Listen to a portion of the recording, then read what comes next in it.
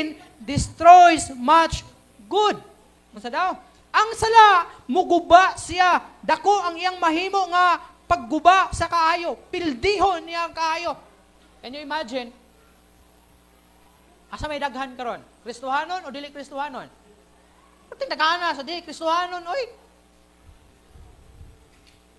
Magbuhat ka og maayo.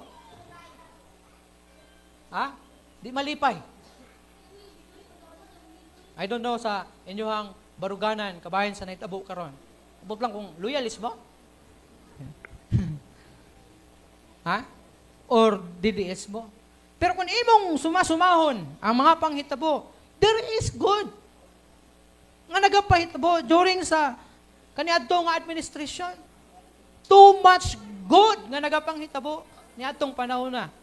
Kung imong maminaw ka og balita, ayaw lang ng mga bias na mga medias.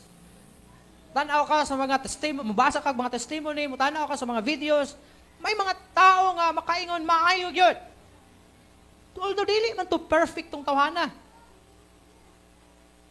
Just like us. Dili ta perfect, makasala ta sa Ginoo sa ama atong tawhana, dili sa perfect. Tingali during his presidency, nakasalagid sa nakahimo siya og krimen, pero enough pa na siya para lupigon ang maayo nga nahimo niya. Para kalimtan og himuon na lang nga dautan na lang yun ang tanan nga nahimo. Usahay ingon ni ana ang mahitabo pag ikaw naulipon sa sala. Di na ka makakita og maayo, di ka na makahimo og maayo kay maimpluwensyahan ka diha sa dili maayo. Sin brings reproach and condemnation to any people according to Proverbs 14 and verse 32. Kung sa daw ang sala, magdala siya condemnation ngadto sa tao. I-condemn ka.